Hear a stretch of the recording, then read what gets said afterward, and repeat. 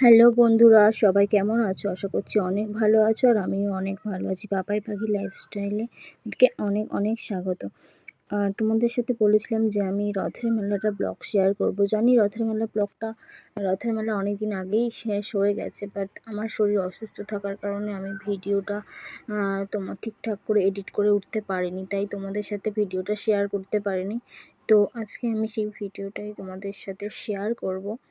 তো প্লিজ ভিডিওটা তোমরা সবাই দেখতে থাকো আর আমার পাশে থেকো। আর ভিডিওটা যদি ভালো লাগে অবশ্যই চ্যানেলটাকে সাবস্ক্রাইব করো। এই হচ্ছে রথের মেলা, এই যে রথের দিন, তো সবাই রথ টানছে। জগন্নাথ, বলরাম, সুভদ্রা রথে করে চড়ে আসছে। তো সেই ভিডিওটাই তোমাদের সাথে শেয়ার করছি। আর এটাই হচ্ছে আমাদের রথ মন্দির, যেখানে জগন্নাথ দেবের মন্দির। এটা আমাদের এখানে আছে।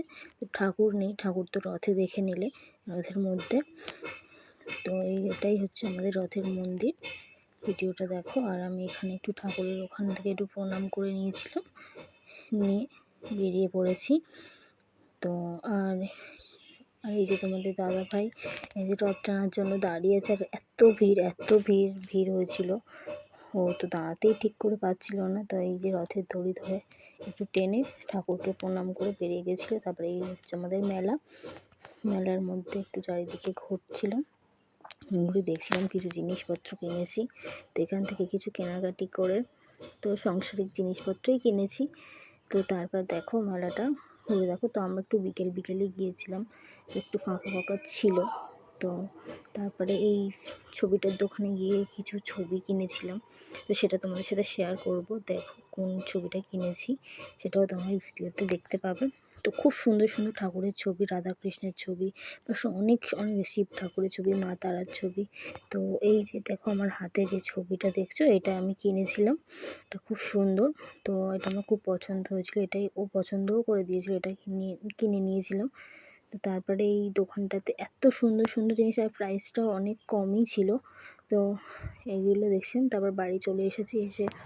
তো চলো দেখে নাও আমি কি কেনাকাটি করেছি, সেটাই তোমাদের সাথে শেয়ার করব। তো প্রথমে দেখাই, একটা সাবান বক্স কিনেছিলাম। তো তেমন কিছু কিনিনি, এটাই কিনেছিলাম। তো আমার ঘর একটা ভেঙে গিয়েছিল, ওই জন্যই কেনা হয়েছে। তো একটা তেল ঢালার জন্য এটা নিয়েছি। তারপরে অনেক কিছুই কেনাকাটি করেছি টুকটাক। তো এই চামচগুলো নিয়েছি। তো তারপরে এই ক্লিপ কিনেছি, কিছু ক্লিপ কেনাকাটি হয়েছে, ক্লিপ কিনেছিলাম। তো এইসবই দেখো, দেখতে থাকো। আমার খুব পছন্দ হয়েছিল। তো মেলাটাতে আর বেশিক্ষণ ঘুরতেও পারিনি, শরীরটা খুব খারাপ করছিল, ওই জন্য তাড়াতাড়ি চলেও আসতে হয়েছে। একটা চিরুনি নিয়েছিলাম, এগুলো ওখানে খুব কম দামে বিক্রি হচ্ছিলো, তো ওই জন্য নিয়েছিলাম। আর এই ক্লিপগুলো নিয়েছি। তো ক্লিপগুলো তো আমাদের সবসময়ের জন্য দরকার, তো তার জন্য এটা কিনে নেওয়া হয়েছিল। তো দেখতে থাকো ভিডিওটা। তারপর একটা টিপের পাতা নিয়েছি, ওটা নিয়েছি। তারপর এইগুলো সবই নিয়েছি, সংসারে কিছু জিনিসপত্র। আর এটা তোমাদের দাদাভাইয়ের জন্য, যাই না ও কিনেছে এটা। তো তারপরে এই দেখো যে একটা ছোটো আয়না নিয়েছিলাম।